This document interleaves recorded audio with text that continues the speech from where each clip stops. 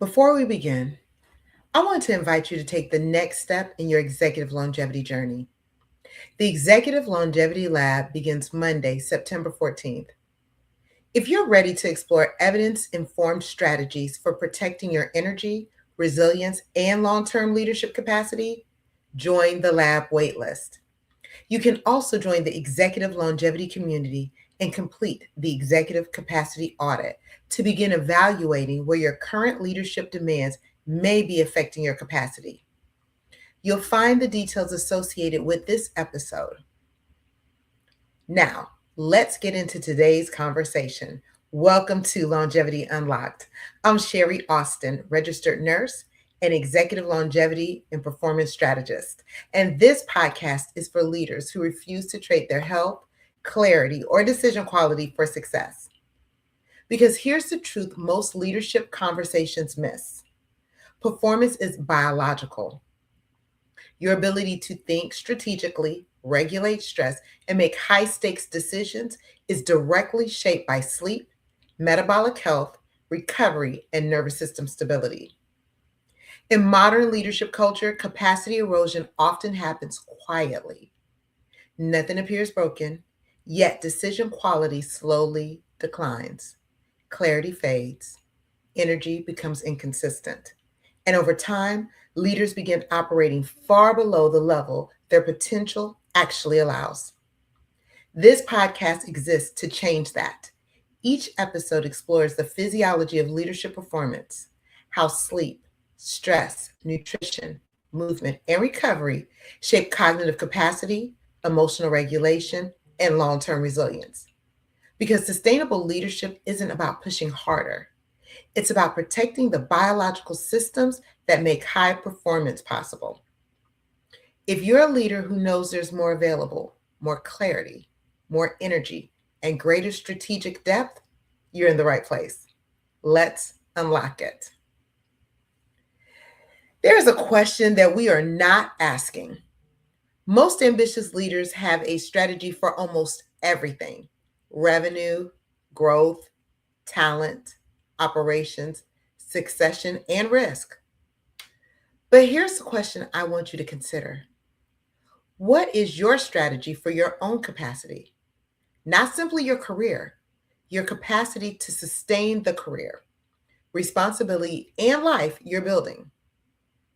Many leaders measure performance by output, but sustainable leadership requires us to examine the system producing that output: your body, your brain, your recovery, your relationships, your routines, and the environment surrounding your decisions. Today, we're going to examine why longevity belongs in the leadership conversation. Traditional performance conversations often ask, how can I accomplish more? How can I become more productive? How can I optimize my schedule? Executive longevity introduces another question: what enables me to retain the capacity to perform over time? Think about leadership capacity as having several interconnected dimensions: physical capacity, cognitive capacity, emotional capacity, relational capacity, and recovery capacity. An executive can have extraordinary expertise and still experiencing diminishing performance if the underlying system is continually depleted. This doesn't mean leaders need to become professional athletes. It means we need to stop treating human capacity as though it were unlimited. Executives understand compounding when we're talking about capital. We should become equally interested in the compounding effect of behavior. A single night of poor sleep isn't your longevity strategy. One workout isn't your longevity strategy. One healthy meal isn't your longevity strategy.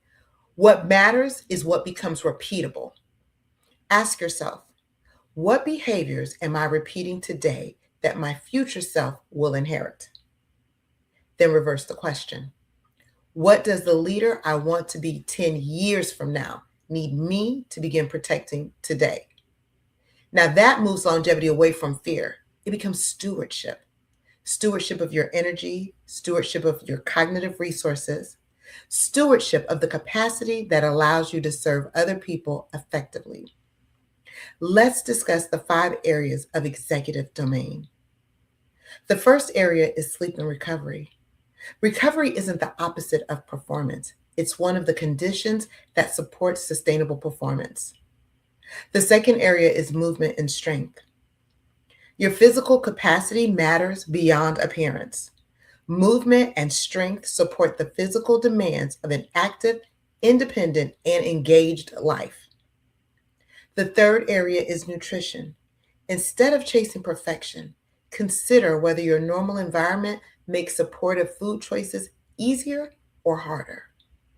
The fourth area is stress regulation. Leadership doesn't eliminate stress. The strategic question is how effectively you recognize pressure, respond to it, and create opportunities for recovery. The fifth area is relationships and connection. Longevity isn't exclusively biological.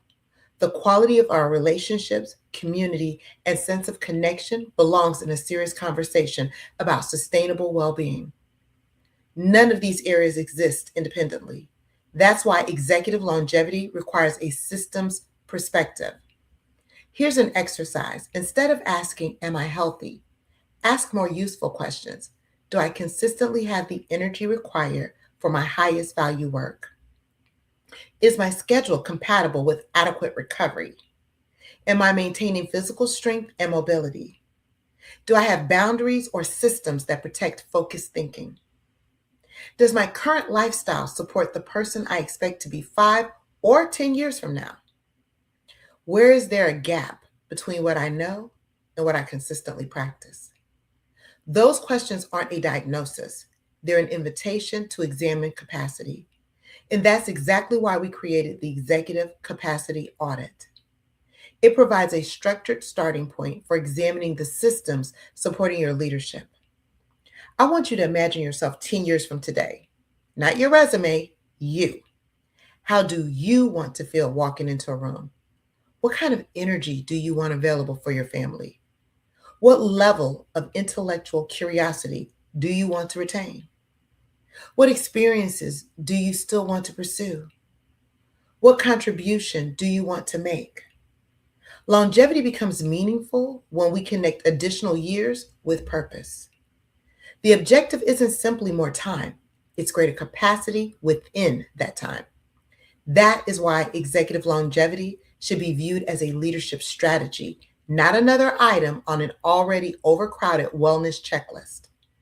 Before the next episode, consider 3 questions. Number 1, what is currently consuming the greatest amount of your capacity? Number 2, what behavior, if consistently improved, could have the greatest positive effect on your future capacity? And number 3, what are you willing to change now rather than waiting for circumstances to force the change? Write your answers down. Leadership changes when awareness becomes action. If today's conversation changed how you think about longevity and leadership, don't leave it as an interesting idea. Take the next step. The Executive Longevity Lab begins Monday, September 14th. Join the wait list. If you're ready for a deeper, structured exploration of longevity, performance, and sustainable executive capacity, you can also join the Executive Longevity community to continue these conversations with leaders who are thinking seriously about their next decade. And if you're wondering where to begin, complete the Executive Capacity Audit.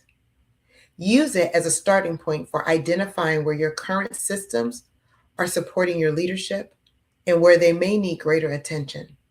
And finally, help us bring this conversation into more leadership circles. Like this episode, share it with a leader who needs to hear it, and subscribe to the podcast so you don't miss the next conversation. All links are in the show notes. Leadership isn't only about what you accomplish, it's also about preserving the capacity to continue making a meaningful contribution. I'll see you in the next episode.